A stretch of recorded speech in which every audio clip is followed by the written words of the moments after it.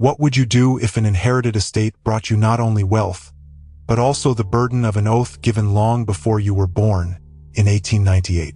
In a suburb of Kharkiv stood a mill that seemed to absorb not only grain, but also the destinies of those who were bound to it by ties of blood and promise.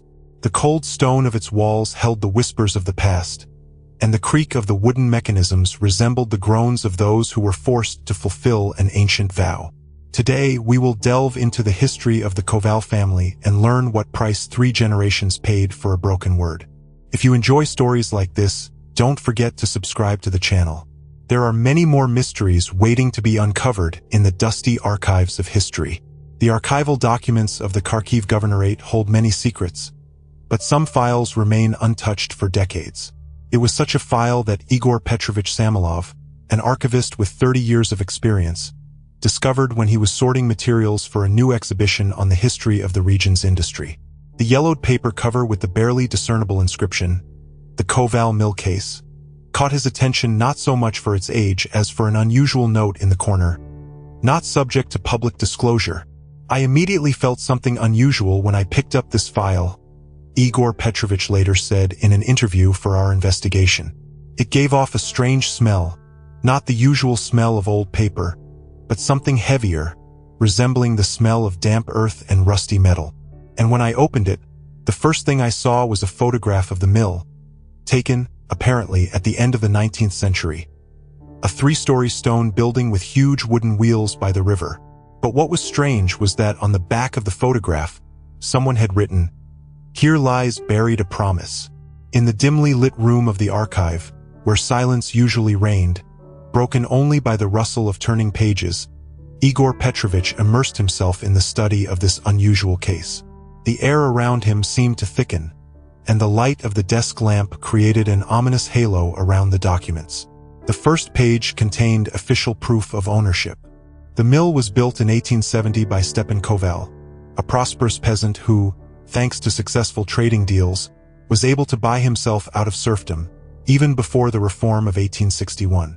The Koval mill was not just a production facility, explains Professor of History at Kharkiv University, Alexandra Neverova. At that time, the mill was of great importance to the surrounding villages. It was the center of economic life, a place where peasants not only ground grain, but also exchanged news, resolved disputes, and made deals. The owner of the mill wielded considerable influence and power. But in the case of the Koval mill, there is a strange peculiarity. Despite the obvious profitability of the enterprise, there is practically no mention in the official documents of that time of how Stepan Koval managed to raise the necessary capital for its construction. The next document in the file lifted the veil of secrecy. It was a fragment of the diary of Stepan Koval himself, dated 1868, 2 years before the construction of the mill. The paper was so fragile that Igor Petrovich was afraid to breathe on it, carefully turning the pages in cotton gloves. The handwriting was uneven. In places, the ink had blurred, as if drops of water or tears had fallen on the page. Today, I met a man who will change my destiny. He called himself Mr. Vertinsky, although I doubt that's his real name. A strange gentleman dressed all in black, with a pale face and eyes the color of the autumn sky. He offered me money to build the mill, so much money that it would be enough for the most modern equipment and the best craftsmen.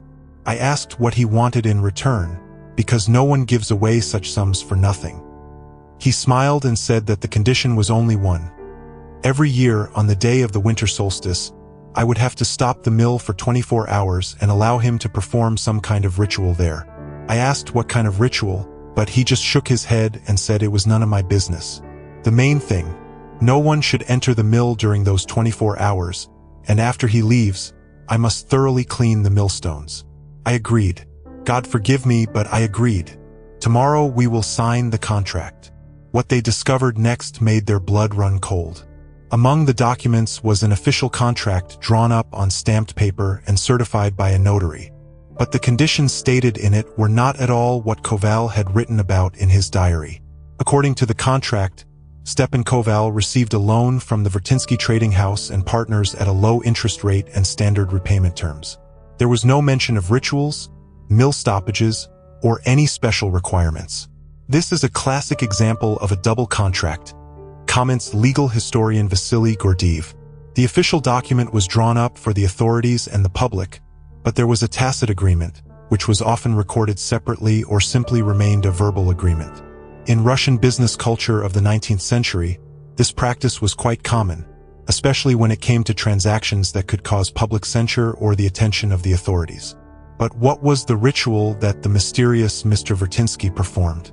The answer to this question began to emerge from the following document: the interrogation record of Afanasy Kornev, a miller who worked for the Kovals from 1880 to 1897.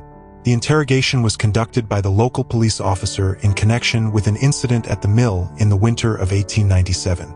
"I knew that the owner was hiding something," Kornev testified. "Every year on the shortest day, he let all the workers go and locked the mill. He said he was doing repairs and checking the mechanisms. But one day, it was in the 6th year of my work, I forgot my knife in the mill and returned late in the evening. The owner didn't know I was back. I saw a black carriage without any identifying marks pull up to the mill. A tall man in black got out of it with a face as white as flour. He was carrying a small wooden box. Stepan Fedorovich met him at the entrance. They exchanged a few words, and the owner let him inside.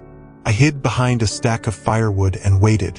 After a while, I heard strange sounds coming from the mill. Not singing, not wailing, in a language I didn't know. And then, I heard a sound like the cry of a child or a young animal. I got scared and ran away. The next day, when we returned to work, I noticed that the millstones had been cleaned to a shine, although I usually did this work, and the water in the river under the mill was a strange color, darker than usual. What followed might have seemed like the invention of a superstitious peasant, had it not been for the supporting documents. After the death of Stepan Koval in 1885, the mill passed to his son, Nikolai, according to his will. In the mill's documents, there was a special envelope that the new owner was to open immediately.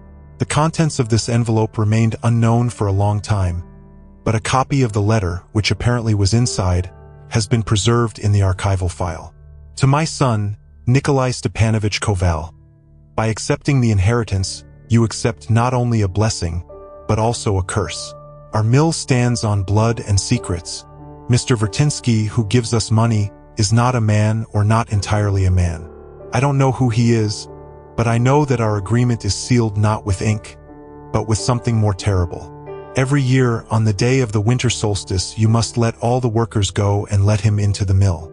He will perform his ritual, and you must not see, hear, or know what is happening inside. After he leaves, you must clean the millstones and the stone floor under them, whatever you find there. Burn it or bury it deep in the forest north of the river. Never violate this order, otherwise trouble will come not only to you, but to everyone who bears our name. The agreement is for 3 generations. For me, for you, and for your son. After that, we will be free, but until then, we are bound by a promise that I, may my greed be cursed, gave in a moment of weakness. What happened next is confirmed by police reports and witness testimony. Nikolai Koval, unlike his father, was an educated man who had graduated from a gymnasium in Kharkiv and completed 2 years of university in St. Petersburg. He did not believe in superstition and, after reading his father's letter, decided that he had either gone mad in his last years or had become the victim of some kind of fraud. When the mysterious Mr. Vertinsky arrived at the mill in December of 1885, Nikolai refused to let him in and threatened to call the police. According to eyewitnesses, Vertinsky showed neither anger nor surprise. He only smiled sadly and said, "You have broken the agreement. Now let's see what happens next." In the following months, strange things began to happen at the mill, said Agafya Timofeevna, a cook in the Koval household, in an interview with a local newspaper in 1899. At first, it was just little things. Tools disappeared and reappeared in unexpected places. The flour sometimes had a strange taste, which made people refuse to buy it. Then the workers began to get sick with a strange illness, with a high fever and nightmares, during which they screamed about dark figures leaning over their beds. And then the worst happened. The youngest son of the owner, 5-year-old Mikhail, fell into the river near the mill wheel. He was found 2 days later. The body was washed ashore a verst downstream. But the most terrible thing was that, according to the doctor who examined the body, the boy had not drowned.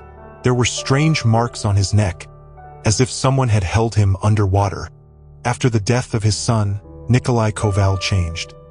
He became withdrawn, almost never left the house, and transferred the management of the mill to the chief clerk. However, in December of that year, when the time of the winter solstice came again, he personally closed the mill and, according to neighbors, waited all night at the gate. The black carriage arrived exactly at midnight. No one saw what was happening inside the mill, but the next morning, the workers discovered that the millstones and the floor around them had been cleaned to a shine, and the water in the river had a strange reddish tint. In subsequent years, Nikolai Koval strictly observed the terms of the mysterious agreement. His business went uphill. The mill prospered. Grain from the surrounding villages was brought to him, despite the fact that there were several other mills in the area. People noted that the flour from the Koval mill was extraordinarily white and that it made especially delicious bread. Nikolai married, and in 1891, he had a son, Alexei, the last in the Koval line who had to fulfill the mysterious agreement. But what was the ritual that was performed at the mill every year? The answer to this question is partially revealed in the diary of Elizaveta Koval, Nikolai's wife, which she kept from 1892 to 1898. The diary was discovered in a hiding place under the floorboards of the bedroom in the Koval house when the building was being dismantled in 1912. Today, I finally learned the terrible secret of our family, Elizaveta wrote on December 20th, 1895. Nikolai never told me what happens at the mill on the day of the winter solstice. But today, after he drank more than usual, his tongue loosened. He told me about the agreement made by his father, about the mysterious Mr. Vertinsky, and about what happened to our Mashenka when Nikolai tried to break the terms. And then he told me about the ritual. God help us. I can't believe that my husband, an educated and kind man, is involved in such sacrilege. According to him, Vertinsky brings a wooden box to the mill every year. Inside this box is, I can't even write it, some kind of creature, not a human child, not an animal, but alive. Vertinsky performs strange rites on it, reads incantations in an unknown language, and then lowers this creature into the grain, which is then ground first in the new year. Nikolai says he doesn't know why this is done, but he is sure that the well-being of the mill and our entire family depends on it. I can't sleep after what I heard. I think about the bread we have eaten all these years. In subsequent entries, Elizaveta describes how she tried to persuade her husband to stop this practice, but he refused, citing the fact that the agreement had to be fulfilled for another generation. She writes about her plans to run away with her son, about strange dreams in which pale children with eyes the color of flour came to her, about how she noticed that their son, Alexei, sometimes talked to himself in a strange language that she did not understand.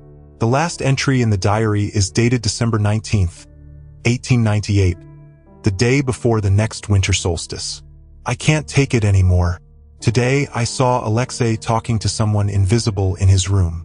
When I asked who he was talking to, he turned to me, and I didn't recognize his eyes. They were empty, like a dead man's. He said, "Mom, they are hungry. Tomorrow they will be fed. I have decided. Tonight, when everyone is asleep, I will take him and go to my sister in Poltava. Nikolai will never find us there.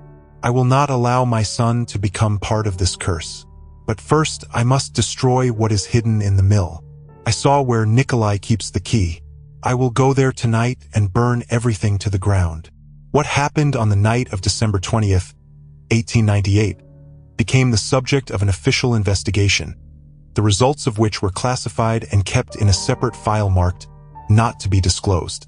This file was also discovered by Igor Petrovich in the archive. According to the police report, a fire broke out at the Koval mill around midnight on December 19th, 1898. The fire spread with extraordinary speed, and despite the proximity of the river and the efforts of local residents, it could not be extinguished. The mill burned to the ground. The remains of 3 people were found in the ruins: Nikolai Koval, his wife Elizaveta, and an unknown man whose identity could not be established due to severe damage to the body. The investigation concluded that the fire was started by Elizaveta Koval, who, according to the testimony of the maid, had shown signs of mental disorder in recent months. Presumably, Nikolai and the unknown man died trying to save her from the fire. However, there are strange inconsistencies in the case. First, the body of the unknown man, according to the forensic report, had abnormal anatomical features that were not detailed in the official document. Second, strange objects were found at the scene of the fire. A wooden box with symbols carved on it resembling runes, several glass vials with unknown contents, and a small book in a leather binding, written in a language that experts could not identify. All these items were seized and transferred to a special archive. But the most amazing thing is the fate of Alexei Koval, the son of Nikolai and Elizaveta. He was not at home on the night of the fire. According to neighbors, they saw a little boy leaving the house and heading towards the river a few hours before the fire. The search for the child yielded no results, and he was presumed dead, presumably drowned in the river. However, a week after the fire, a boy appeared in a neighboring village who called himself Alexei Koval and said that his parents had died in the fire. The child was taken in by a distant relative of the Kovals, Maria Stepanova, with whom he lived until he came of age. What happened to Alexei next?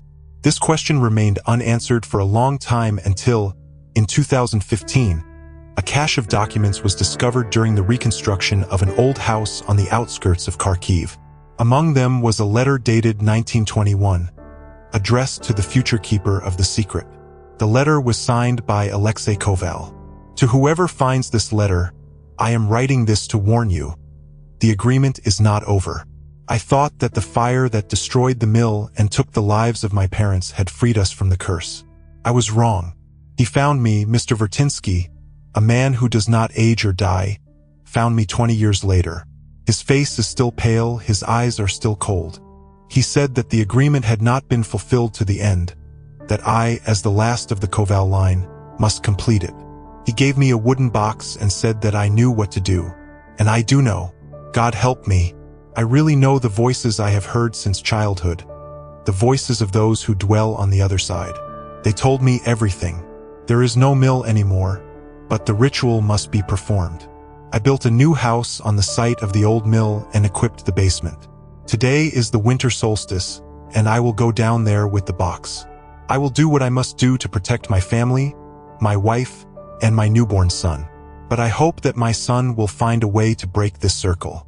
I leave him all the documents, all the knowledge that I have been able to gather. Perhaps he will be smarter than me and find a way to break free. And if not, then I pray that his son will be the last to bear this burden. The further fate of Alexei Koval and his descendants is lost in history. It is known that the house built on the site of the mill changed owners several times and was eventually demolished in 1970 during the expansion of the city limits of Kharkiv. Now, a modern residential complex stands on this site, and few of its residents know about the dark history of this place. However, during our investigation, we discovered a strange pattern. Every year, on the day of the winter solstice, unexplained events occur in the area where the Koval mill once stood. Residents report strange sounds coming from underground, sudden power outages, and a strange taste in the water. And in 2010, a local newspaper published a short article about the discovery of the body of an unknown man, presumably homeless, in the basement of one of the houses, the cause of whose death was never established.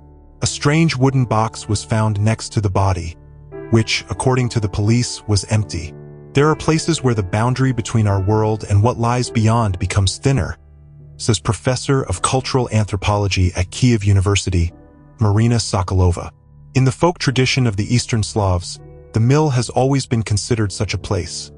The sound of water, the circular motion of the wheel and millstones, the transformation of grain into flour, all this created a special energy that, according to beliefs, attracted otherworldly forces. Millers were often considered people associated with witchcraft, and in the case of the Koval mill, we see a classic example of a Faustian bargain.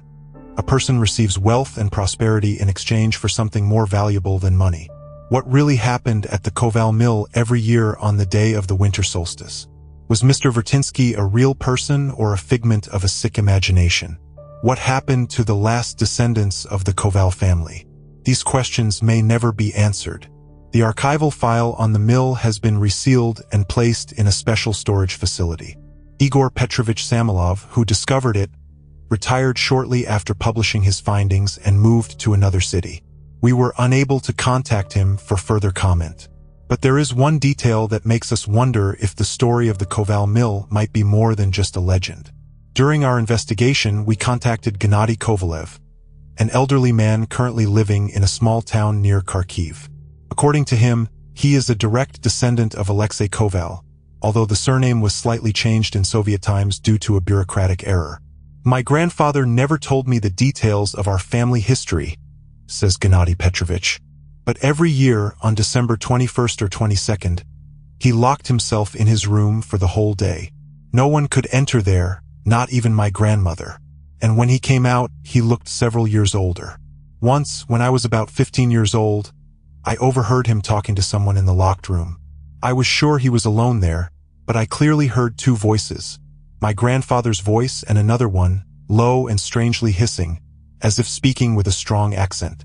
When I asked my grandfather about it, he turned pale and said that I had imagined it. A few days later, he took me for a long walk and told me the story of our ancestor who owned the mill and made a deal with the devil. He said it was just an old family tale, but I should know about it because one day I might need this knowledge.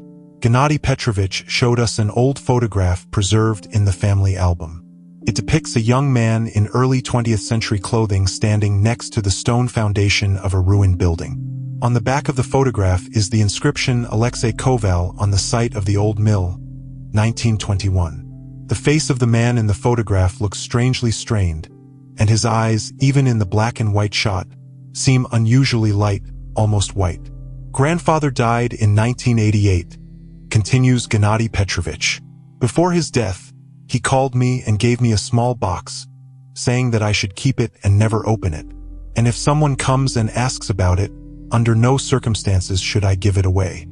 When you have a son, he said, you will pass it on to him with the same words. I have no children, only a daughter. I don't know what this means for our family tradition. The box is still with me. I have never opened it.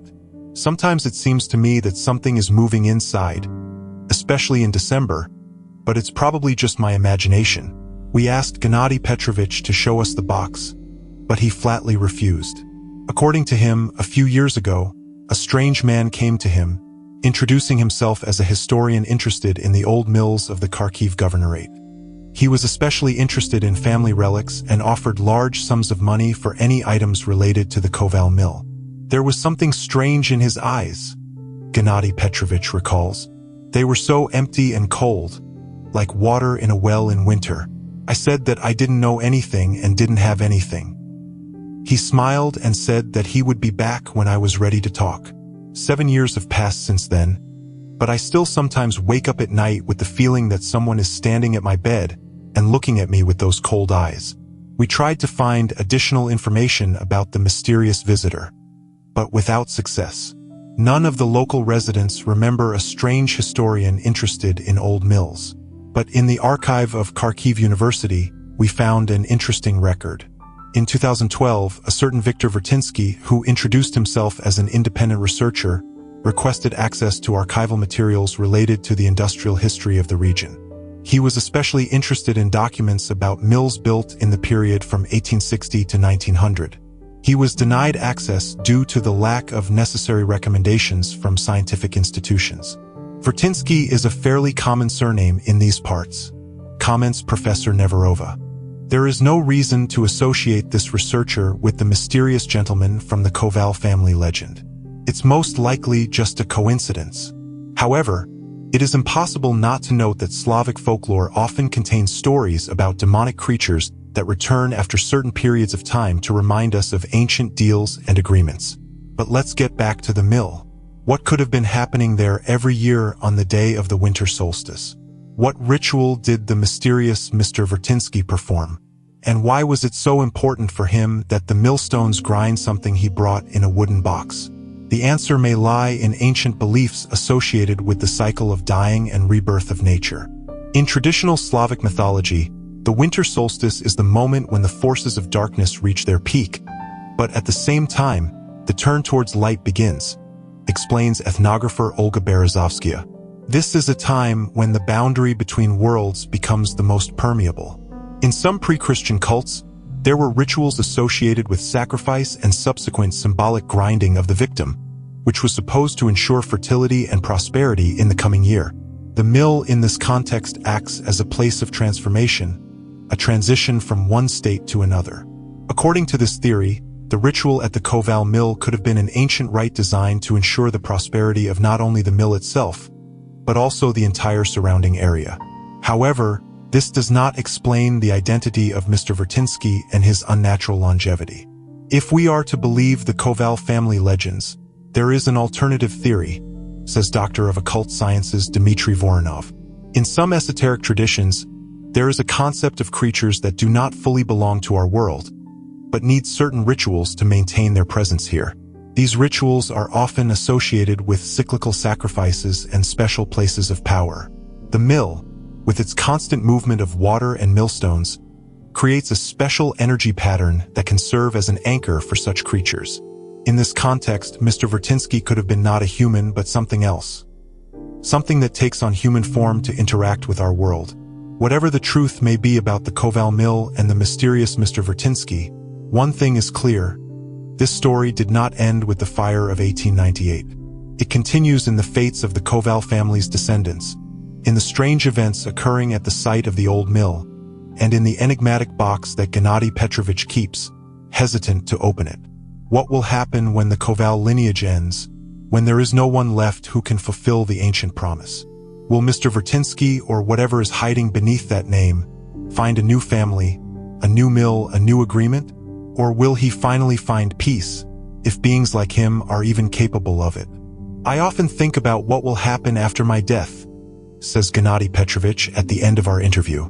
I only have a daughter, no sons. According to the family legend, the agreement was made for 3 generations of men from the Koval family. My grandfather was the last to bear this surname without changes, Yak Kovalyov, already with the Yo letter. Maybe this means that the agreement has already ended, or maybe it is still in effect. And now, when the male line is interrupted, something unpredictable will happen. Sometimes I wake up in the middle of the night with the feeling that someone is calling me by name. And last year, in December, my daughter said that she saw a strange man standing under our windows, looking at the house. A man with a pale face and eyes the color of the winter sky. 3 months have passed since our visit to Gennady Petrovich. We tried to contact him to clarify some details, but his phone is silent. Neighbors say that they have not seen him for several weeks. The door to his apartment is locked. No one answers the door. We have contacted the police asking them to check if everything is all right with the elderly man, but we have not yet received a response. And in the place where the Koval mill once stood, a new shopping center is now being built. According to the workers, during the excavation of the foundation pit, they discovered a strange stone foundation and remnants of charred wooden structures. One of the excavator operators claims that he found a small metal plate in the ground with the inscription, "Remember the agreement," engraved on it. The plate disappeared before anyone could photograph it or show it to archaeologists. Perhaps the story of the Koval mill and the mysterious Mr. Vertinsky is just a local legend, overgrown with fantastic details over time. Perhaps the strange events associated with this place have a rational explanation. But even so, this story makes us think about the price we are willing to pay for success and prosperity, about the power of promises that bind not only the one who makes them, but also their descendants, and about the fact that some doors are best left unopened, even if they hold the answer to a mystery that torments us. In the meantime, the Koval mill remains one of those dark secrets that continue to live in the whispers of local residents, in old archival documents, and in strange coincidences that sometimes happen on cold December nights, when darkness reaches its peak and then begins to recede before the returning light. But there is one more detail that we learned about quite recently. In the archive of the Kharkiv Regional Library, an old newspaper clipping was found, dated January of 1899. It mentions a strange case. A few days after the fire at the Koval mill, people in the nearby villages began to get sick. The symptoms were unusual. High fever, hallucinations, and strange white spots appeared on the skin, resembling flour dust that could not be washed off. The illness lasted exactly 12 days, after which the symptoms disappeared as suddenly as they appeared. Doctors were powerless to explain the cause of this ailment. And most alarmingly, similar cases have been repeated every 33 years, in 1932, 1965, and 1998. The last outbreak was recorded in 2031, when several residents of the new residential complex built on the site of the old mill consulted doctors with similar symptoms, and always the disease began at the end of December, immediately after the winter solstice. 33 years is exactly one generation. 3 generations, 99 years. The agreement made by Stepan Koval was supposed to be valid for 3 generations. But what if the countdown does not begin from the moment the agreement was made, but from the moment it was violated? What if the fire of 1898 did not terminate the agreement, but only changed its terms? The next cycle should end in 2064. What will happen then? Will the mysterious agreement finally end, or will it take on a new form, binding new generations with invisible chains of a promise made more than 2 centuries ago? We continue our investigation and will inform you of new discoveries. In the meantime, if you find yourself in Kharkiv and are invited on a tour of urban legends, be careful, especially if the guide offers to visit the place where the old mill once stood, and especially if it is in December, during the longest and darkest nights of the year, when the boundary between worlds becomes thin and ancient promises take on new power.